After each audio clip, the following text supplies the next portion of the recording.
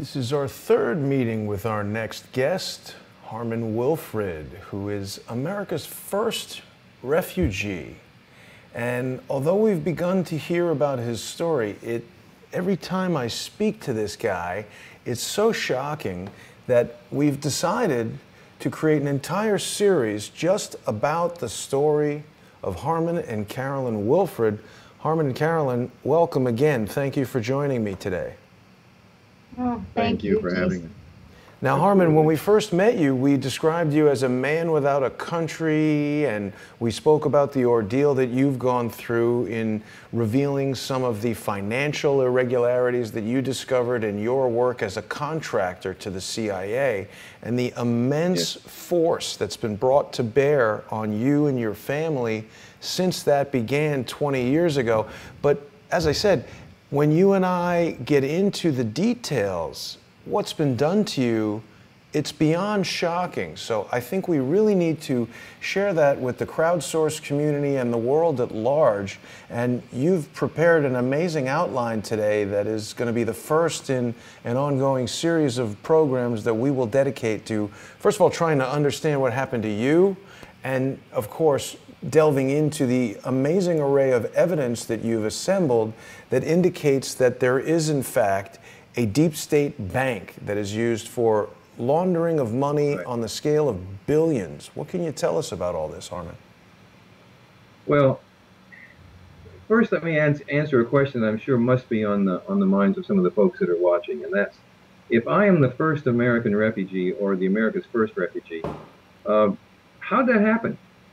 And although you can't sort of ordinarily explain that in 25 words or less, I think I can give a quick explanation. For those who had watched the previous YouTube presentations, you've got somewhat of an idea, but just let me say, as you indicated initially, Jason, as a former CIA asset, and of course an asset is somebody that the CIA sort of contracts with, and I was a financial contractor, as you said, during the Clinton administration, I discovered in my work and thinking that I was doing humanitarian work for the country of Guatemala, and that's what they brought me in for, and so on, that turned out to be not true. And so I discovered and reported to the U.S. Justice Department an ongoing fraud and theft of tens of billions of dollars in the creation, of which I was a part of unwittingly, of a covert bank by the Clintons in partnership with the CIA. That was such a shocking revelation to me. And when I went to the U.S. Justice Department to make them aware of what was going on, I expected that they would do something about it. What I didn't understand at the time, and I was pretty naive, was that not only would they not do something about it, but the Clintons were involved personally. It wasn't about the office of the presidency. And of course, Bill and Hillary Clinton have had sort of a reputation over the years from Arkansas forward to get things done and benefit themselves personally. Well, this was no different. This was no different. Unfortunately, my action in being so naive and believing in my country, if you want to call that naivety, led to my multiple incarcerations. I was thrown in jail in the U.S. and in Canada, in multiple jails. I mean, a maximum security prison in Canada that nobody even knew about, that's gone now, that was underground, which was just unbelievable. And Harmon, what were the charges that they brought against you? Were there ever any actual charges? Well, unfortunately, I was going through some family court issues back in Colorado when all this was happening. So those guys grab on, they glom onto the weakest point that you've got, and they absolutely tear you apart with it. So they interfered with my family court issues, and when they came across the border to arrest me and try to extradite me, because I was in Canada at the time on the CIA business that I was working on, take me back to the U.S., they used, well, at first they had no charges. I mean, this is what's wild about the whole thing. From the very beginning, human rights violations started accumulating, and that's where this and I'm going to call it a chess game. You play chess, Jason? Not really. I'm not a very good chess player. For those of us out there who are strategists who love to play chess, they'll understand what I'm talking about. It was move, counter move, move, counter move. They came across, they arrested me. They didn't read me. A couple of guys came to Carolyn's in my house, our home, in black jackets and, I mean, fully armed to the teeth. In Canada. In Canada. They were obviously told that I was a bad hombre. And they arrested me. When I asked them, why are you arresting me? They said, we don't know. We were just told through the U.S. Justice Department into Canada that we were to arrest you. So we're here to arrest you. I said, but you can't arrest me if you don't have any charges. Right. They arrested me without charges. They didn't read me my rights. And I'm pretty sure that's a rule in Canada as well. Well, let me stop you there for a second, because Carolyn was born and raised in Canada. How does this compare to how Canadian authorities are expected to deal with Canadian or American citizens in Canada? Can they just arrest you without charges? Well, I was raised in a bit of a bubble in my family, so I assumed that everybody, would follow the law. And of course, what we had seen on TV in the U.S., where they break down doors, run in with flak jackets, throw people on the floor. We thought that was only in the U.S., but surprisingly enough, when they arrested Harmon, it happened in Canada, and we were shocked because, I mean, I know this man. I love this man. He's a peacemaker. He's not a violent person. So why would you come to the door in flak jackets with big guns and arrest him, and then telling him that his ex-wife had told them that he had wives all over the world and that he was a bad person? I'm like, what are you talking about? It was worse than that. But just to clarify, before you guys go on, even in the United States, when they bust in the door with flak jackets and weapons, they're supposed to have a warrant and criminal charges. Having wives all over the world, is that a criminal charge or is that a civil charge in family court? It all seems very strange. Well, there were no charges, no papers, nothing. These guys were told. Now I found out later. I mean, I tend to become friendly with people because I'm nobody's enemy as far as I'm concerned. And the officer, he was a pretty high level officer who arrested me. I think wasn't he a part of the RCMP, dear? I think he was. Anyway, the RCMP were the ones that actually did all the research and so-called found me. And finding me, we were right out in the middle, and we were right out in the open.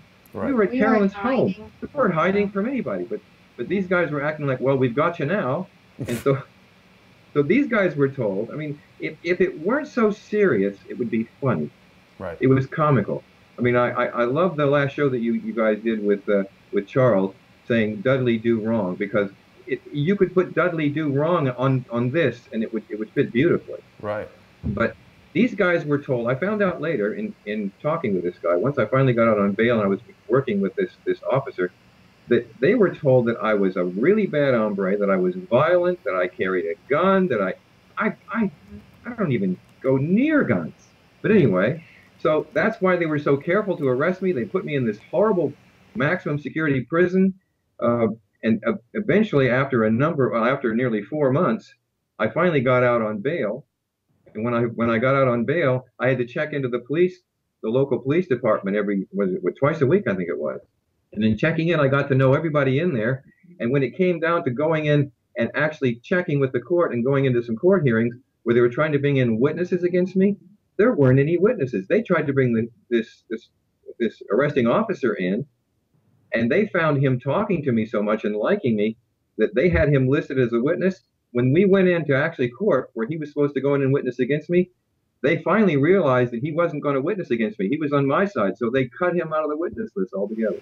Wow, so anybody who actually was interested in justice and doing the right thing, they didn't want testifying. They didn't want to have anything to do with them. I don't want to break your momentum, but Jen in the comments on Periscope is asking, how do you become an asset for the CIA? How did that process happen? You told us a little bit in the past. Yeah, good question.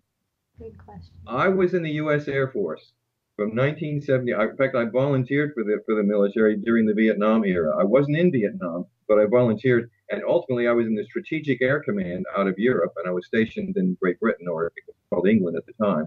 But I was a weapons specialist, an aircraft weapons specialist, rockets, bombs, missiles, guns, and ultimately nuclear weapons. In order to be that, in order to have that much access to an airplane and be able to repair everything on that airplane and to know everything, I had to have a top secret security clearance. When I was released from the U.S. Air Force in March of '73, of course, you're on reserve, and you continue with that top secret security clearance, and you continue with you're basically bound to that for the rest of your life. In the mid '90s, when I had finished my education, I'd gone to University of Akron, got a finance degree, marketing degree, worked for IBM for a number of years. Then I started my own business in real estate development. Ultimately, I got involved with international banking and finance, and I was a person who sort of puts deals together. I was an intermediary for the banking system.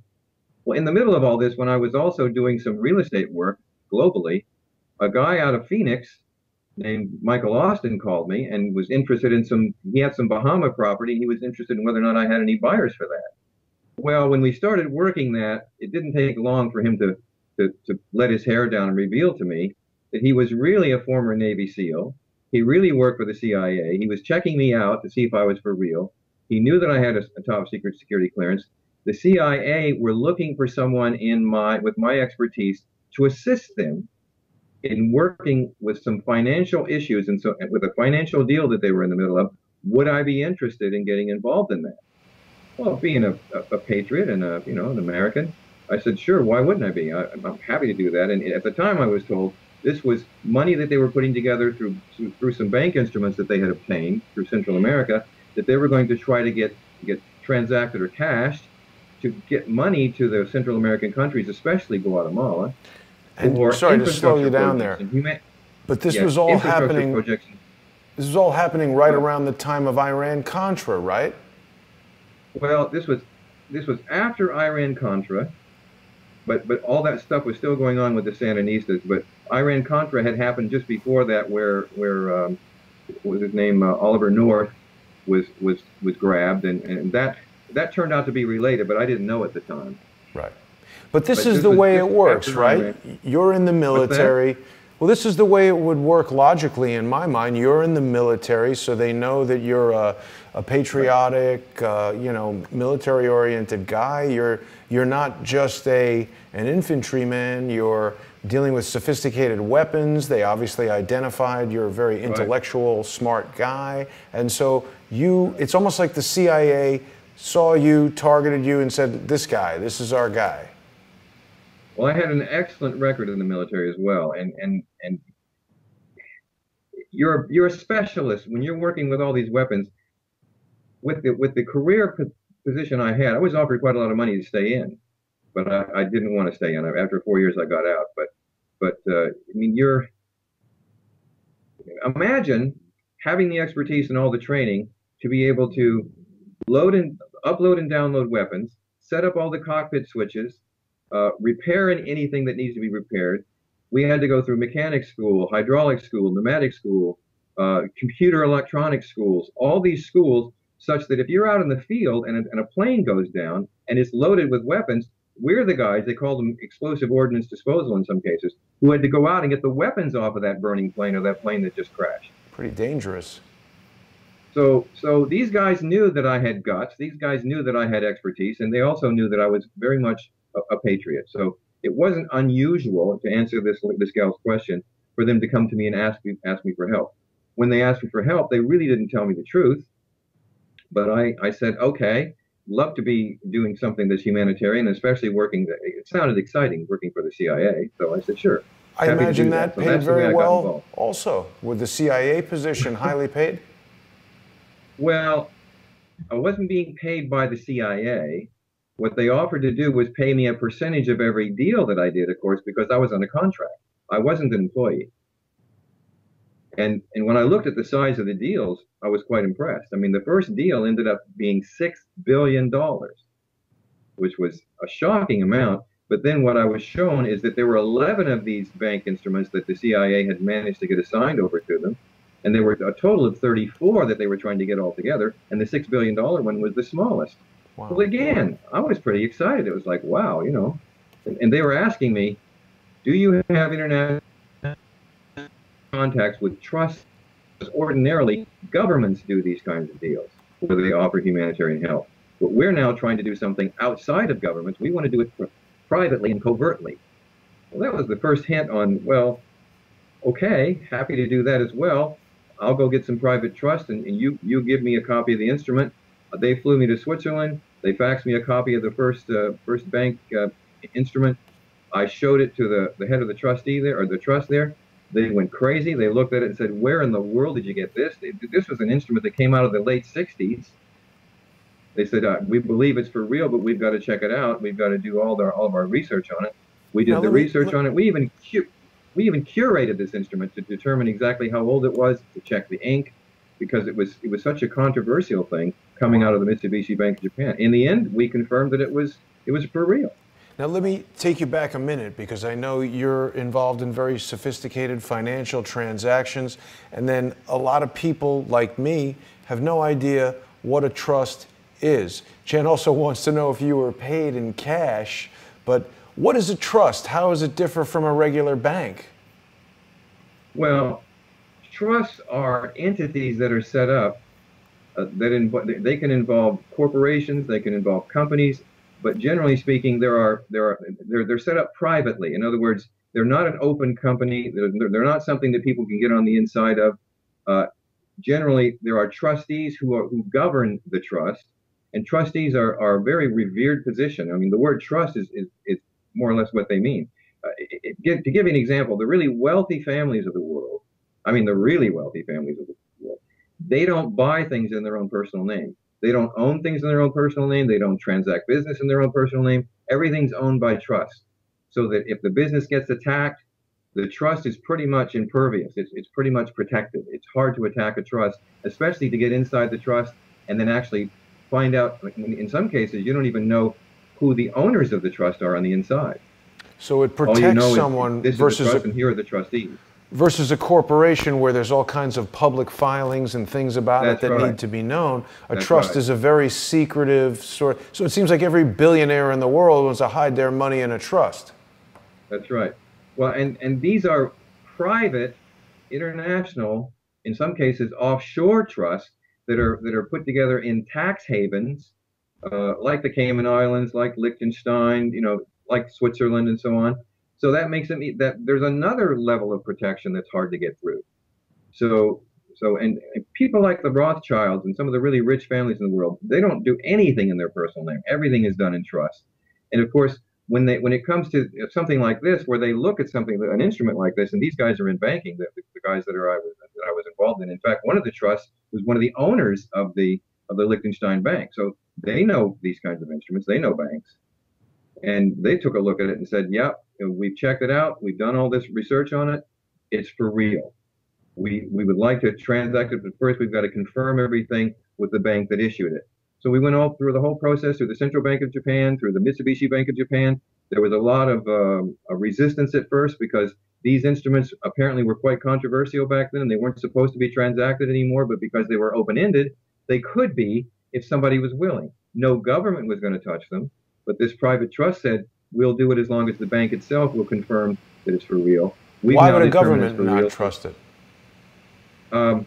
Well, these instruments were issued to the central bank, or to the Central American countries back then, for purposes of infrastructure and all the other stuff. Unfortunately, the corrupt presidents and some of the officials in those countries took this money. They took it off and put it in Swiss bank accounts. They stole it for themselves. They, what third world smaller countries like that do. It was so controversial that even though these instruments were open-ended, they've been blackballed. In other words, no government was going to touch it unless it was very privately done, and not even a bank is going to touch it. And initially, Mitsubishi Bank of Japan wouldn't even confirm that it was real. Right. But and so let me ask you this, because again, remember, you're very sophisticated in terms of financial transactions, and I and probably many of the people watching are not. So this financial instrument that you had, it was essentially an outstanding loan to these other countries that presumably would be paid back, or what is it exactly? Well, it's a commercial certificate of obligation issued on a bank. And then these countries then have the right to rely on the fact that this bank had issued it. It's kind of like the gold standard used to be. When there was a certain amount of gold, and as you know, dollars used to be gold certificates, such that that dollar bill, for every dollar bill you carried, there was a certain amount of gold that the U.S. carried to back that dollar. Right. Now, we left the gold standard way back in the, 1973, 50s, the petrodollar. 73, that's right. That's right. So these instruments were issued by a bank, and on the basis of the credibility and the power of the bank, you could borrow against this instrument because it was an asset that you were carrying. Okay, but no one had ever anticipated cashing the darn thing, even though you could. That wasn't the purpose for it. Anybody who carried the instrument, and these particular instruments had coupons, you could cash the coupons. How did the CIA get this? When they came due, coupons always have dates on them. When the coupons came due, you could cash them, or you could hold on to them and let it accumulate interest. So these instruments that were utilized back in the 60s, and there was a lot of tomfoolery going on, they were sort of blackballed and set off to the side. Well, when the CIA ran into these things, and these Central American governments, the officials came forward and said, look what we've got. They said, well, I wonder if we can do anything with these. I was told by the CIA guy that I was working with, my handler, that they had tried to do something with these instruments over the last 20 years or so, and they weren't able to do anything. Could I possibly do something with them? I said, well, I'll try. Why were they not able to do anything with it? How's that? Why were they not able to do anything with it? Because it's such a hot tamale kind of thing? Banks wouldn't touch it because of the way that they've been utilized in the past. There was a lot of unlawful and illegal things done around it. And as you know, well, and maybe you don't know, when you're dealing with funds that are going around between banks, they have to be what they call good, clean, and cleared funds, not having been used for any nefarious use. So these instruments were tainted, is the best way to put it. But the CIA were looking for... Oliver North use them for? Well, I'm getting to that. Okay. One of the uses for this particular note, once we started doing that, we started checking it out and checking the history and the background of the note. What got me feeling very suspicious and very uncomfortable was when the trust that was doing all the checking and all the background on it, they got back to me and they said, look, we're willing to continue on with the deal because we're doing it covertly and privately. And even the Mitsubishi Bank of Japan finally admitted that it was for real, as long as it was done covertly and as long as it was never brought out in the public square, in the public eye. Okay. Doesn't that seem highly unusual for a bank transaction that they want you to keep it secret like that? Yes. Now, again, the CIA didn't tell me everything, but what I gathered from all this is that these monies that were originally these instruments issued by the Bank of Japan or by the Mitsubishi Bank of Japan, Japan apparently has had a lot of requirements on them over the years because of the things they did in World War II, where they literally took over entire countries throughout Asia, took away all their money, took away all their assets, very much like the Germans did throughout Europe. So reparations were still being paid, and some of these, because it was, how can I say this? It was losing face, and of course losing face in Asia is a big thing, especially for Japan and China. So many of these reparations that were being done quietly. Monies that were being issued, things that the Japanese banks and central bank were asked to do to sort of continue to cooperate and make up for some of the stuff that happened during World War II. Can't say that for sure, but that was something that I sort of gathered. Got it. And what about the fact that, or the question, what did you get paid?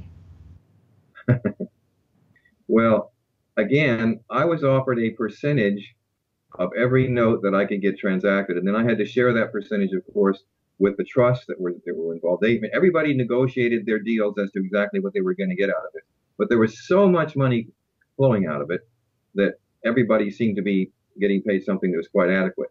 And the guy that brought me the deal, because he knew that I was working directly with the trust, my CIA handler, these CIA guys were also taking a percentage of what I was getting. So shady. So it was all, well, in terms of putting together a contract to do a deal, not shady, but in terms of doing it covertly, when you look at the word shady and you look at the word CIA, what do you think? Yeah, they wouldn't call it shady. They would call it covert. If it's being done officially by the CIA, even though it's being done covertly, you would assume, and you know the old ass about you and me, you would assume that if the CIA is doing it, it's legitimate, right? Well, I don't know about that. Maybe you wouldn't, but I did. Yeah. So I carried on. I mean, where did we leave off here, dear? About getting paid. Well, yeah, I just described that. I mean, but to was go it into cash, the numbers, or how were you paid? Oh yeah, it would be cash. Cash. In fact, when I went to Switzerland and we finally put the deal together, I asked these guys to prove it to me because after a while I became quite skeptical. Mm-hmm. And so they flew me to Switzerland. The two banks that were involved in this initially were the Credit Suisse in Zurich and Liechtenstein Bank in Liechtenstein. Credit Suisse, they literally, the head of the trust, one of the trusts, and I'd never been in anything like this before, took me not through the lobby, but through a back door that she had a card key to, put me in an elevator with no buttons whatsoever, just a camera, took me up to the executive row. We went into executive row, sat down at a conference table. She described to these guys what we were doing, and they literally started handing out Swiss bank accounts to the people that were involved in the deal. This was back when you could still have a secret Swiss bank account. That's right. That's right. So the deal was, here's the percentages that you'll get, and when every deal is completed, that will automatically be put into your Swiss bank account. So that answers the question as to how we were going to be paid. Right. But you didn't get, my understanding is you didn't get paid anything because you blew the whistle. That's exactly right. I mean, I'm not sure, frankly, that they intended on paying me anything in the first place. Because once I had accomplished the deal, I mean, I got a call from Langley at one point in time because I had picked out the right trust.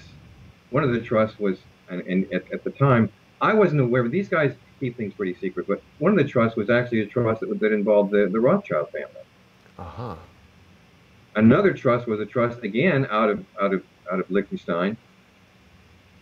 And as I presented it to one trust, they decided that it was too big for them to handle it by themselves, so we got another trust involved. But these trusts were so big, and they were so involved in this kind of stuff internationally over the years, that to prove to me that it could be done and to prove to me that it was real, I flew to Switzerland. They introduced me to the executive row in Credit Suisse Bank, which they confirmed it. Then the guy put me in his car, drove me to Liechtenstein. We went into the Bank of Liechtenstein. Again, card key access, elevator with no buttons, took me down into the bowels of that bank, opened up safety deposit boxes down there, and showed me same kind of instruments that had been done in the past, where they were stamped canceled because they had been transacted. So they were transacted, they were retired, and they were in these safety deposit boxes. And they were billions of dollars on behalf of whole countries, you know. So they showed me all this stuff, and I said, okay, I believe you. So we carried on. All right. So, but in the midst of all this, I know where I was. In the midst of all this, when I was told by one of the trusts who was checking the thing out, look, you have to have a record of everywhere this bank instrument's been, and everywhere, and if a is cashed, where it was cashed, where it went to, who the money went to, and so on. And these guys had the kind of connections to make that happen. In fact, they checked it out even with the International Bank of Settlement in Switzerland. And since the 1930s, I was told, and I was learning all this stuff as I went. Since the 1930s, large amounts of money like this that get transacted in the system, and especially bank instruments, have to be confirmed and registered with the International Bank of Settlement.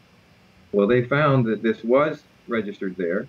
So that's one of the ways we determined that it was credible and it was real, and which is why the Central Bank of Japan couldn't deny that, and we went on with it. But what I discovered was, or what they discovered, what the trust discovered was, some of these coupons had been utilized by Oliver North to finance the Iran-Contra arms deals. That was not where I was willing to go. When they told me that, they said, look, we will carry on with the deal. Obviously, he's not using them now. You've got the instrument, we've got the coupons, everything's going forward. So we're willing to go forward with it. And then this family, with this trust, then made a connection with the CIA, and they put together a deal to do this together. What I found out later on was this family was actually involved in originally causing the issue of these instruments in the first place back in the 60s. So, in fact, one of the guys sat me down and said, look, these instruments were never to be transacted ever again. They were supposed to be dead in the water, but because they're open-ended, because they're still there, the CIA isn't about them. The family, if you want to call them that, at this point, know that they're not going to be able to stop them because it is the CIA after all. So with that kind of power, rather than letting them go and mess it up and do it on their own, we're going to join with them and we're going to do it together with them. So let me understand so this. That made me feel a bit more comfortable. So I said, all right, fine. I carried on with the deal until finally what I realized as I got into the deal and I started asking questions. Well, first of all, I got a call in the middle of the night one night by one of the guys on the team who said, look, you need to quit asking questions. You need to just do your job. I am a cleaner. Do you know what a cleaner is? Again, naive. You know, I'm a janitor, right? But I mean, I wasn't that naive, but I said, no, what is a cleaner? Well, a cleaner is a guy, if a deal falls apart and it gets exposed, I'm the guy who comes in and kills everybody, destroys all the documents and all the stuff and like it never happened. So basically a veiled threat. Absolutely. In fact, there was more than just a veiled threat beyond that point. So let me stop you for a second, Harmon. Let me slow you down. Because I think a lot of people that I speak to don't even remember what the Iran-Contra affair was or who Oliver North is.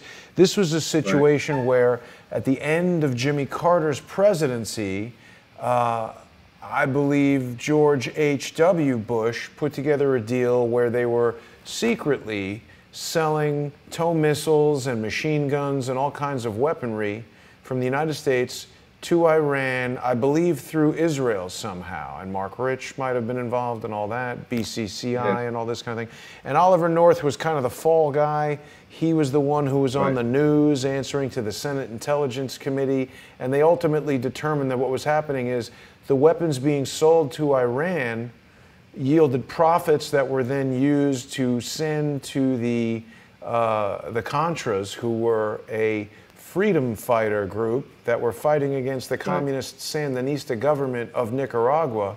But the money wasn't just given to them. Large, massive quantities of cocaine were purchased that were then brought back into the United States through Mena Airport in Arkansas under then Governor Bill Clinton. The Clintons, exactly right. Yes. Well, and the irony of this, now you're making the connection. I mean, one of the ways that I'm approaching this, as you know, when you look at the outline, is I'm saying there's a pattern here. There's a preponderance of evidence. You might not be able to take one thing by itself and say, smoking gun. When you take a whole lot of things in a pattern and you put them all together, there's a legal term called the preponderance of evidence. You can call that real evidence. And so what you're beginning to put together now, and the first thing that you put the first piece on the table here to show that there is a connection. The irony of this is that the same thing that Oliver North was doing when he was using cocaine to come up with the cash to fund these weapons, is they ended up getting their hands on one of these instruments, one of these financial instruments. He started using coupons, and of course, using coupons and cashing coupons is a whole lot less controversial than trying to buy and sell cocaine. It's probably easier to hide it in your pants also. The coupons themselves, they got greedy. They weren't enough because they were just interest coupons. These guys wanted to get into the principal amounts of the overall instruments at this point in the billions. They were looking for a funding that was going to fund a whole lot more than the Iran-Contra deal. But they couldn't put it together. Even back as far as the 80s, when this whole thing was going on with Iran-Contra, although they could use some of the coupons, they couldn't put it together to use the whole thing.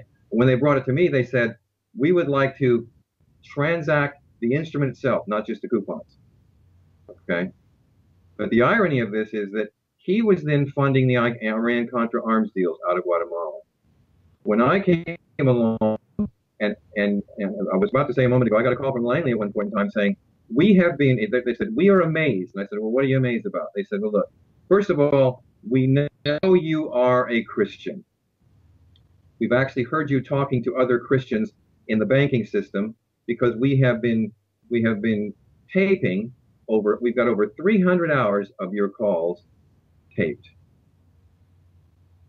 We've heard you, the things you've done. We've watched you carefully, and what we want to tell you is, oh my God, you've done it. The guy said, look, I don't believe in God. But he said, over the last 20 years plus, no one's ever been able to do anything with these instruments. You've now done it. We're now going forward to the Federal Reserve Bank to lodge this thing. The first funding is getting ready to go. So, you know, all I can say is I don't believe in God, but God must be on your side because no one's been able to do this before. Well, it sounds like you're a financial genius, obviously, if you were able to do something that these guys weren't. You're tenacious as hell. Well, tenacity has a lot to do with it. You know, Carolyn will tell you, I'm always in it for the long haul. I mean, many years ago, when I ran my first marathon race, I just about killed myself. Then I turned around and ran another one. So when I start something, I don't quit. I finish.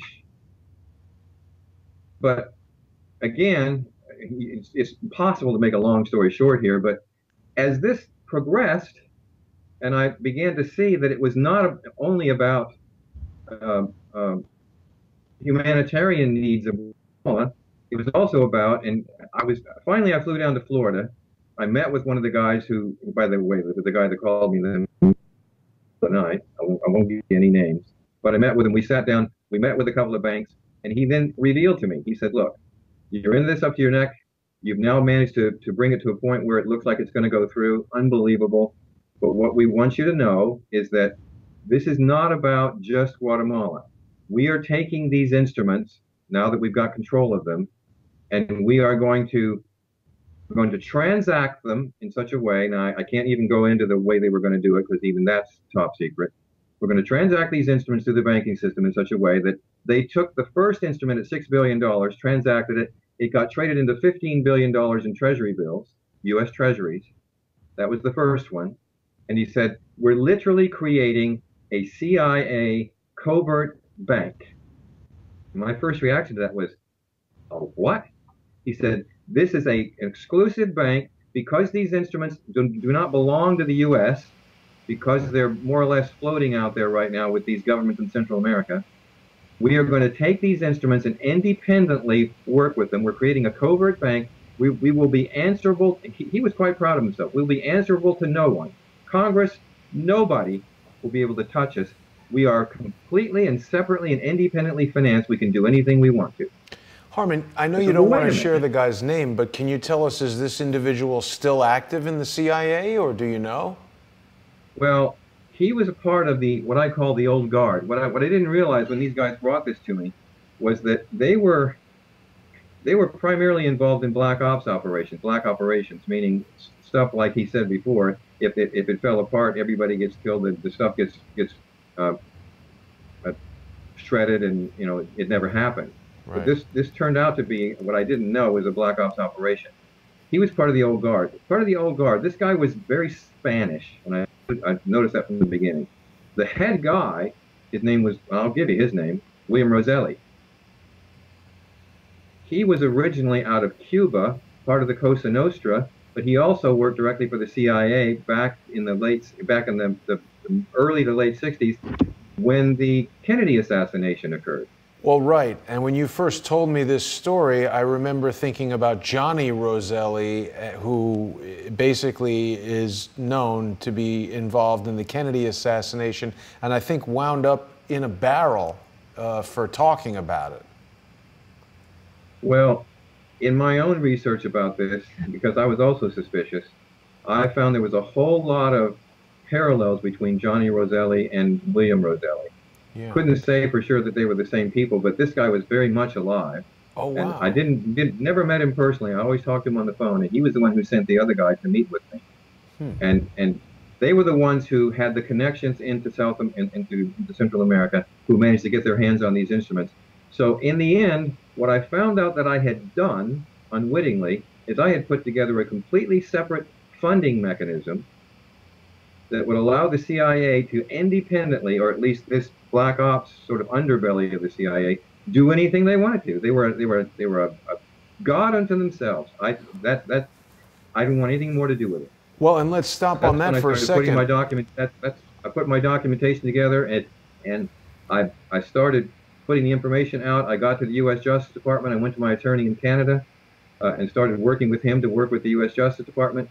What I didn't realize at the time was that Bill Clinton was right in the middle of it. Even though they told me that governments wouldn't be involved, in the end, I thought, well, wait a minute, if he's involved, obviously the U.S. government gets involved.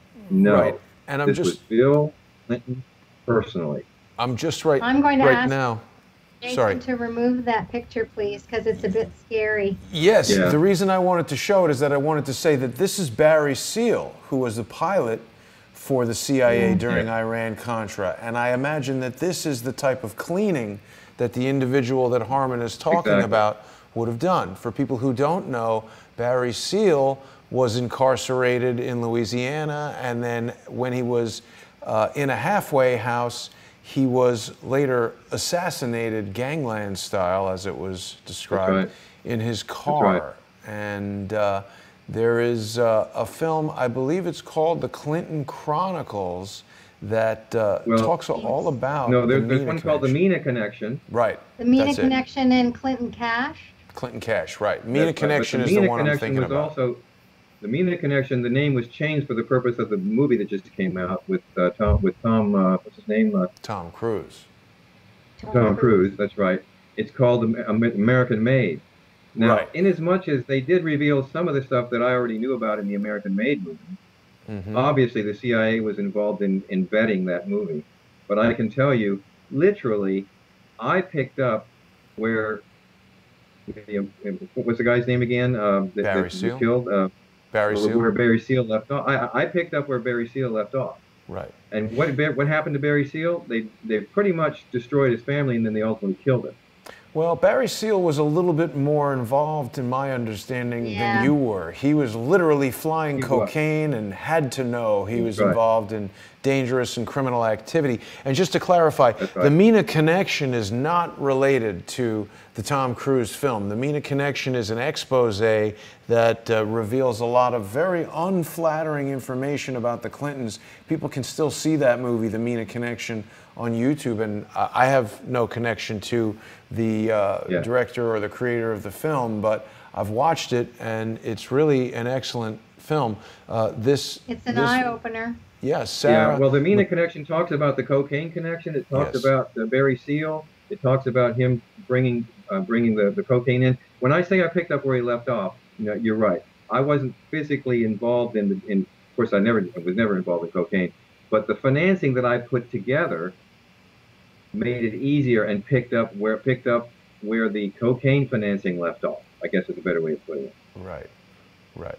And also there was heat on them at this point. There was investigations going on relative to Iran-Contra, so they sort of needed to change up their move. I think the CIA is certainly good at that. They don't keep doing the same thing once they've been caught. They change their tactics. They're very dynamic in their approach to doing things. Well, when I set up to blow the whistle and I found out the Clintons were involved, at that point, I was picked up in Canada. That's when I was picked up and arrested. They didn't tell me what the charges were about because the CIA finally realized that I was going to blow the whistle on them. They didn't want to blow the deal. I didn't realize at that time how important the deal was. There was a lot more people than just the CIA and the Clintons that were involved. I mean, the names that I would give you would blow your mind. That I found out who was involved once I started. Are you able to give them? Ooh. Well, I can tell you for one. The Bush family was involved. That's obvious. But they were involved in the drug running as well. That's right. That's right. So that shouldn't surprise anybody, which is why I feel free to tell you that.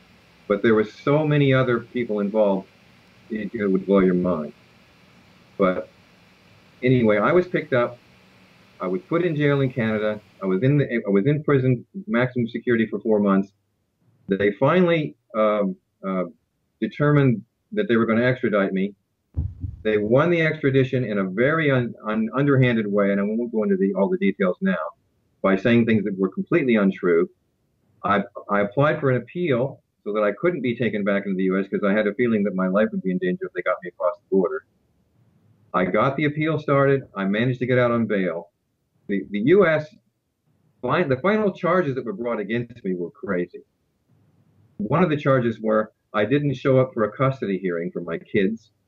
And another one was criminal extortion, which was crazy, about my dealings with my wife, who was about to become my ex-wife with the divorce situation, talking about custody and property, where I was willing to go 50-50, and we had a professional mediator in the middle of it. And they tried to call that extortion. Well, in the end, that didn't work. But they ended up getting the extradition approved. I ended up going on appeal. I managed to get out of jail. Now imagine a guy who's got these charges against him. In order to get out of jail, I had to come up with $600,000 bail.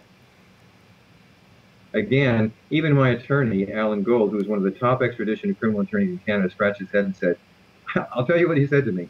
Who the hell did you piss off in the U.S.? But fortunately, because of my lovely wife, and I'm telling you, I've never known love like this before, she went to her father and browbeat him with her mother and got him to put his name up for $600,000 bail, and they got me out of jail. Once I got out of jail, the U.S. What's that? Bail in Canada is very different from bail in the U.S. In the U.S., you have to come up with cash. In Canada, you have to sign a document that says that if this guy skips bail, you know, you are responsible for it. And of course, as we discussed in the past, your father is Carl Dare, who is very well known in Canada, extremely wealthy founder, or certainly the CEO of Dare Foods, and very well known. Yeah, and generally, Dare Foods is a very big company. As we said before, it's very much like a Nabisco.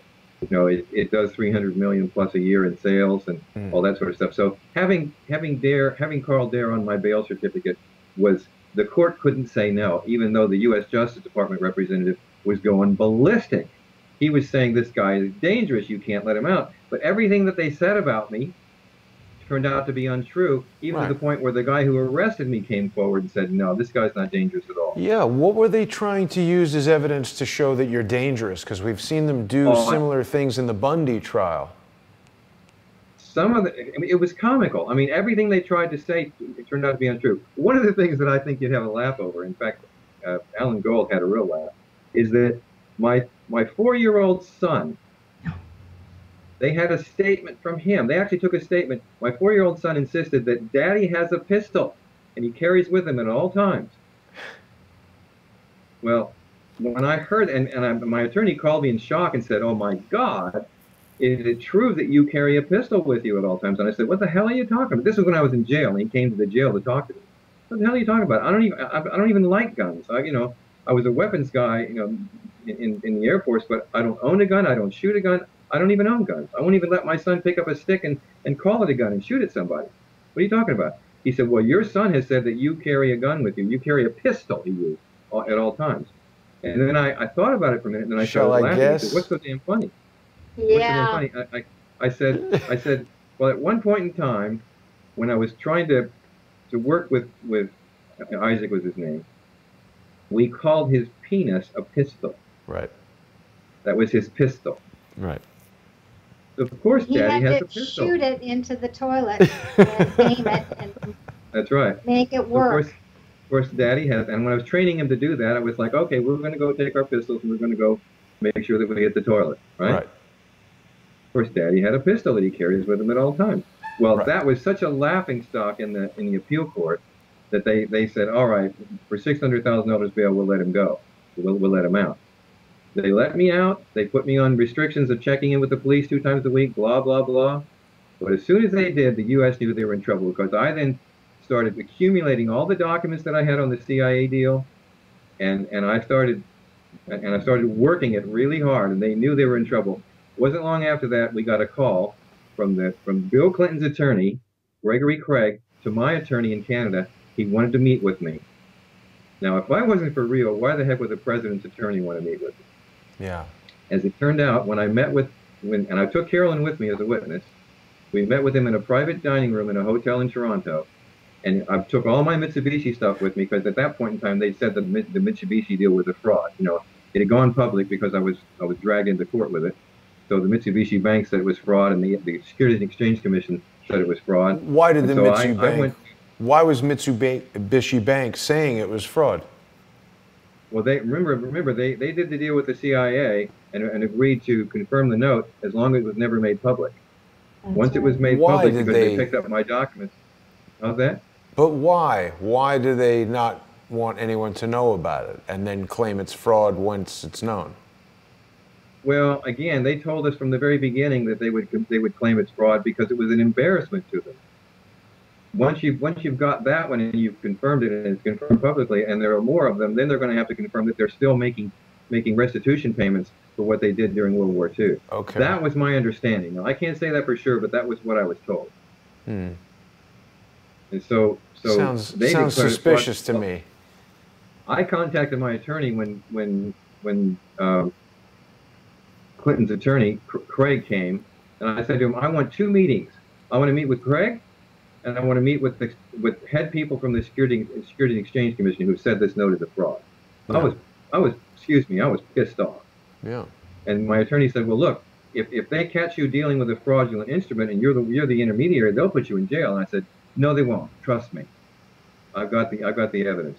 So he set up a meeting with Gregory Craig. I met with Craig, and I said, look, Gregory, right in front of Carolyn, this thing is real. I've got all the documentation here. The thing has been checked out. They've done background on the note. And Gregory Craig said to me, stop. I know it's real. You don't have to show me anything. I've already got it. But you're never going to get anybody to admit that it's real. The government has the power. You do not. If anybody asks that I ever said this, I will swear to God I didn't say it. But Bill Clinton and Hillary Clinton are involved in this. They've got the power. You don't. You need to make peace with your government. And I said to him in front of Carolyn, you've got to be kidding me. And he said, what do you want me to do, Harmon? Get them all fired? And I said, you're damn right I do. Yes, I want to get them fired. If this is what they're doing, I was so brokenhearted. I was so disappointed. All the way to the presidency, this thing was corrupt. There was no place else I could go. You missed an opportunity. You should have just looked them in the eyes and said, #lock her up. Well, back then, and that was in 1999, there was no such thing. I mean, the internet was just getting going, and there was no hashtags and no Twitters and so on. But yeah, get them all fired by all means. And he laughed at me. The other thing that Gregory Craig said was, you know, of course, Harmon, the government is corrupt. And that's when he said, what do you want me to do? Get them all fired. And Harmon, I remember leaving that meeting, and Harmon was so devastated about what he thought was his America, you know, rah, rah, America. We went back to the hotel room, and he wept, literally wept, like, you know, I've been raised as an American. I've been raised to believe in America, and look what's happened. And they've taken my children from me. You know, they didn't pay me for the deal. I'm destitute. Been in jail, and this is what I get for telling the truth. Well, and how about the realization that here's the president's lawyer who tells you, of course, they're corrupt? I mean, that's a stunning statement in and of itself, because it really reveals an entire class of individual who has, maybe he's not particularly inclined to being corrupt, but he's just realized, there's nothing I can do, so I'll just go along with this and I'll be corrupt. Right. Well, what's even worse is... Because if he had not gone along with it, I mean, he's still going along with it today. I mean, look what happens. Look what happens to people who don't go along with it. Exactly. Look what happens to people. Harmon's life for the past 20 plus 20 years. years has been a living hell. Yeah. But guys, the good news is I'm still here. I'm a marathon runner. I don't quit the race until it's done. And of course I love him. As far as I'm concerned, I'd love to join with Trump because his favorite saying over the years is "You are fired," and I can't think of a better guy to get together with and say, "Come on, President Trump, let's go fire them." That's right. That's and right. my father, God bless my father, he taught me to stand up for those less fortunate. So when I met Harmon, and I met him before all of this thing blew up, and I fell in love with him, I thought, what an incredible man to stand up against such adversity, such power, and to keep going and keep telling the truth. And so, of course, I love him. Of course, I adore him. Of course, I think he's incredibly courageous, you know, and we were meant to be together. So I will stick with him for all eternity, as far as I'm concerned. Now, well, Harmon, one of the things that also disappointed me and broke my heart is and Carolyn was sitting there with me, and I said, look, somebody's got to do something about this. I'm going to take this to the U.S. Justice Department. This has got to be dealt with. And he said to me, and I said to him, I have been told by the authorities in Colorado that if I continue to pursue this, I would never see my children again, of course, because that's where the family court was, and that's where they controlled everything there. And I said, is that what you're telling me, Greg? That if I take this to the U.S. Justice Department, I'll never see my children again? Is that the same threat? He said, yep, that's exactly it. You take this to the U.S. Justice Department, you'll never see your children again. And God is my witness, I didn't believe him. I still believe that if I took it to the U.S. Justice Department, and with one of the top attorneys in Canada as credibility, and put it all into, and by the way, it went to the public integrity section of the criminal division in front of Michael Horowitz. Yeah. You've heard that name. Well, he's the Inspector General now. We packaged it. That's right. We packaged it all up. We sent it to and he was the head of the public integrity section in the criminal division. Mm-hmm. We sent it to him. He confirmed that he got it within a month. And I put into this whole thing, if you don't move quickly on this, and this is the criminal division, then everything that's happened, all the offshore, I mean, everything has just happened. So if you don't move quickly, it's all going. These people are going to move everything around. They're going to reposition everything, and you won't be able to prove a thing. A week went by, 2 weeks went by, 3 weeks went by, a month went by. We finally got a letter back from him. It was a very simple letter from the public integrity section of the criminal division. We have looked at this, and we find no wrongdoing. Again, on the part of the Justice Department. Unbelievable. So you're saying that Inspector General Michael Horowitz looked at your case, reviewed it, and felt that there was no wrongdoing on the part of the justice system. Is that what I just heard? And his department reported back, that's right, no wrongdoing. How could you say that? The documented evidence that we had in there was, I mean, that didn't even occur to me that they could say there was no wrongdoing. So Harmon, I think this is important. What wrongdoing was there and how much of it was criminal, how much of it was felonious, but to say there was no wrongdoing, carte blanche, was absolutely absurd. Right. Even to the point where my attorney, Alan Gold, I remember walking into his office one day when he got these letters, and he was sitting there because he had some friends in Washington, D.C. that he'd called upon. One of them was the head of the NACDL, which is the National Association of Criminal Defense Lawyers, who worked right there in Washington. He called on some of his help to try to get something done. And we walked into Alan's office one day, and Alan's a very powerful man. He still is in Canada. He's one of the top criminal and extradition attorneys in Toronto. He was sitting there with his face in his hands, like this, shaking his head. And I said, Alan, what has happened? And he said, I don't know. I can't explain it. It's the damnedest thing I've ever seen. He just had his face in his hands. He was so discouraged. He had no power. Bill Moffat, who was the head of the NACDL, we paid him. When he realized, and what I told him from the beginning, and I also told the guy that he tried to get involved in Washington, his name was Bill Moffat, I said to them, look, if we approach this, I've been knocked down by the CIA several times. They are very powerful. The Clintons are involved in this.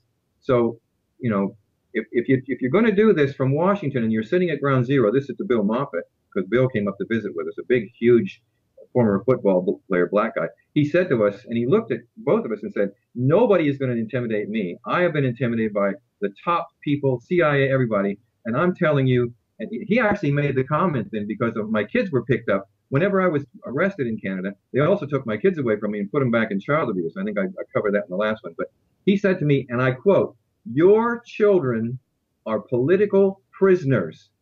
We are going to get them back. We are going to expose this, and we're going to make it right." He left. We gave him a $10,000 retainer. 6 weeks later, not even Alan Gold could get him to return a phone call, and they were best friends. Wow. He went away. He took our money, and he disappeared, and he wouldn't return any phone calls. And what was that guy's name? Got to him, Jason. What was that guy's name again? William Moffett. William Moffett. William Moffett. Bill Moffett. Now, he has since passed away. He had some sort of an overdose or something with. He was a diabetic, and he was. I don't know whether it was an insulin. I don't know what it was, but something. Now get this, something killed him. Right. Surprise, surprise. Well, Harmon, I don't know if you can see this, but it looks like Gregory Craig is still gainfully employed at the very well-known law firm of Skadden Arps in Washington, D.C. Yes, and he's on the Clinton team, too. People should email this video to Mr. Craig. Perhaps he wants to respond and let us know what he thinks about Harmon's comments. This is disgraceful behavior, Mr. Craig. I also wanted to point out this pretty ironic post on a publication called Above the Law, where it seems like Gregory Craig provides a quote of the day. And this is a guy who seems to know quite a lot about being above the law. It's a shocking story that we're hearing from Harmon Wilfred and his wife, Carolyn. Harmon, of course, was a CIA contractor. He was what is considered an asset to the CIA. And as we hear more facets of this amazing story, we're beginning to see the connections to the Iran-Contra scandal, the airport in Mena, Arkansas. And I think it stands to reason that Oliver North was not the one and only individual perpetrating this multi-billion-dollar guns for money for drugs scandal. So after he went down in a ball of flames and had to testify in front of the Senate with his secretary, what was that very attractive secretary that he had? I forget her name.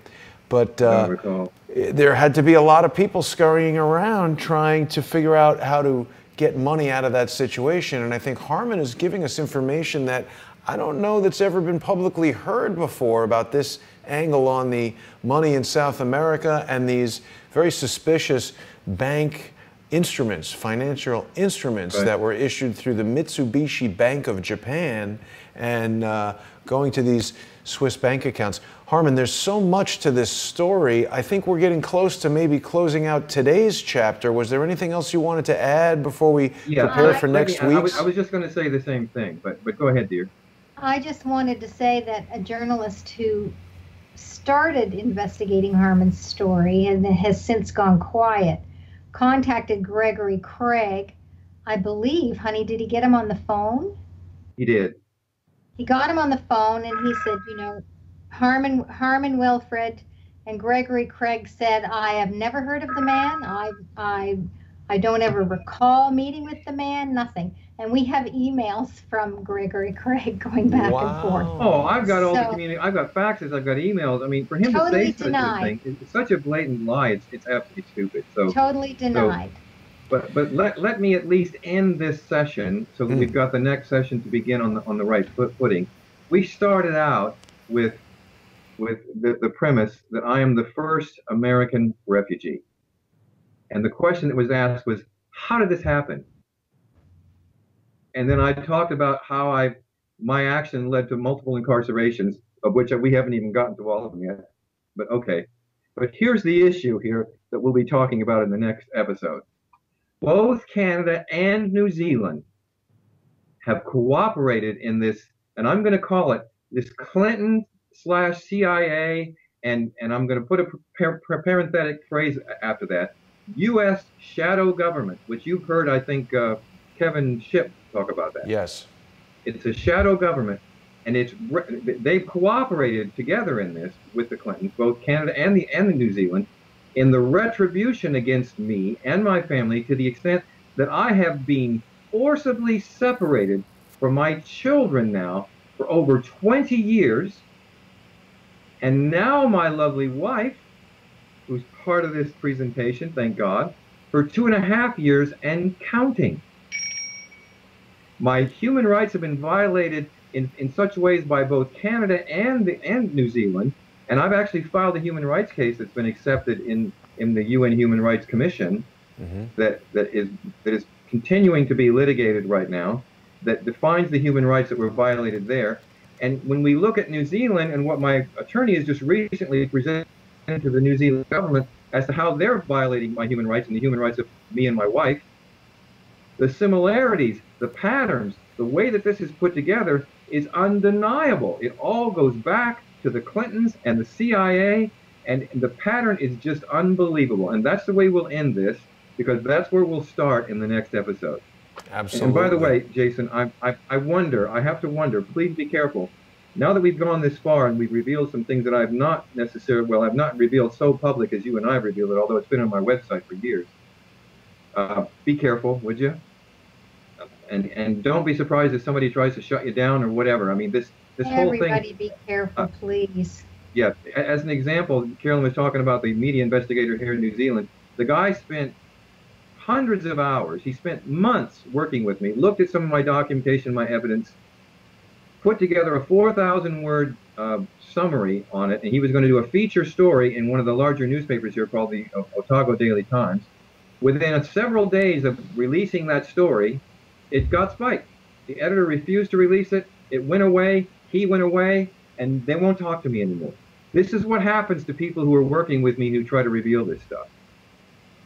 Well, Harmon, we're not going to let up. The story never got published. You are very brave.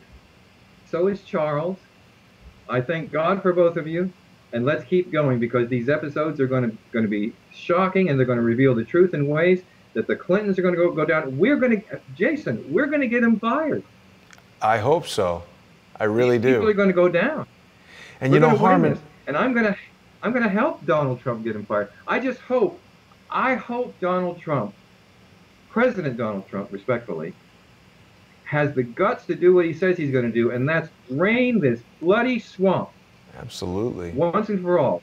He doesn't realize the Leviathan, the monster that's in the bottom of this swamp that I'm now revealing to him. But one way or the other, if he's willing to drain the swamp, I'm willing to stand with him and get it done. And take my evidence, a lot of which I can't reveal to you or anyone else. I'm going to have to reveal it to him directly. But let's get this swamp drained, and let's not just make America great again. Let's make the human race great again.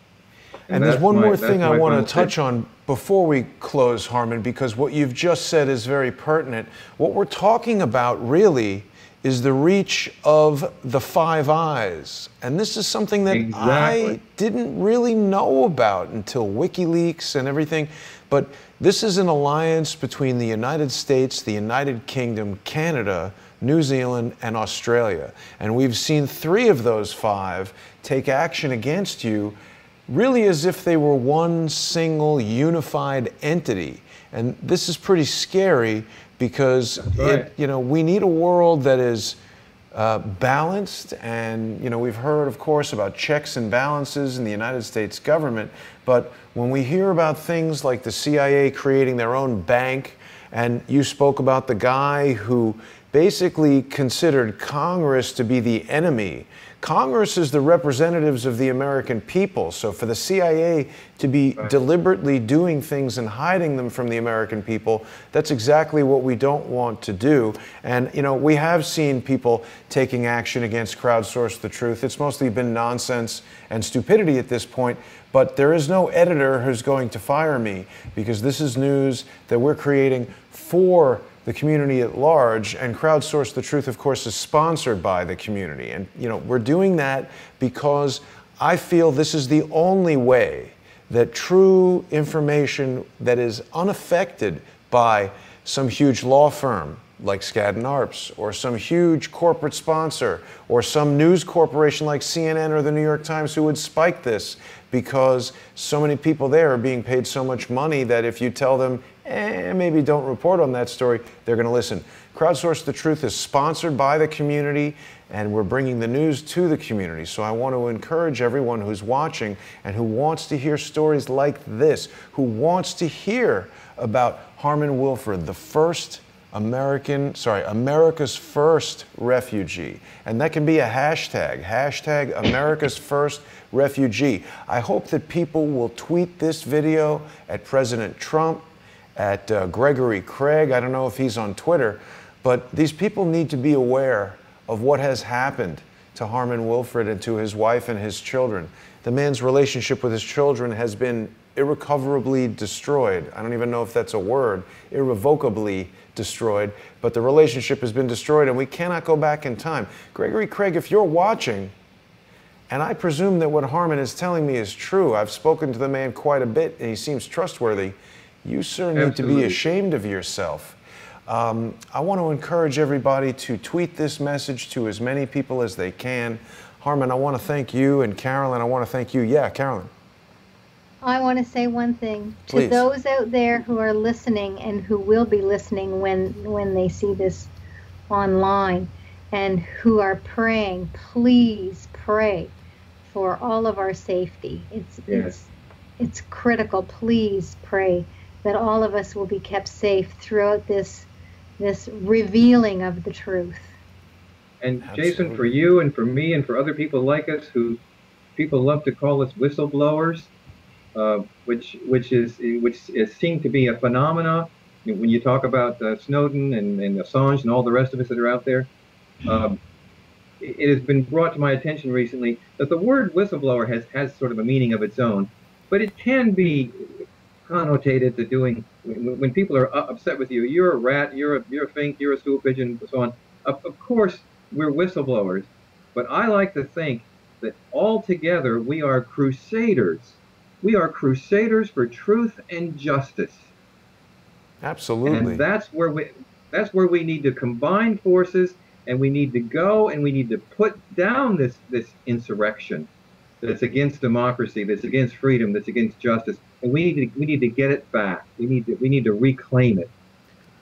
Harmon, I can assure you, the only rats and weasels are the people stealing money from the honest Americans who are paying taxes and sending them overseas to hidden bank accounts and all that kind of stuff. But we will be back with you next week, next Monday at 7. This is going to become a regular feature. It's going to be Harmon Wilfred, America's first refugee. I want to thank you for joining us tonight, Harmon and Carolyn Wilfred. It's an amazing story, and I want to thank everyone for watching. I will see you tomorrow. See you tomorrow. Thank you. Thanks.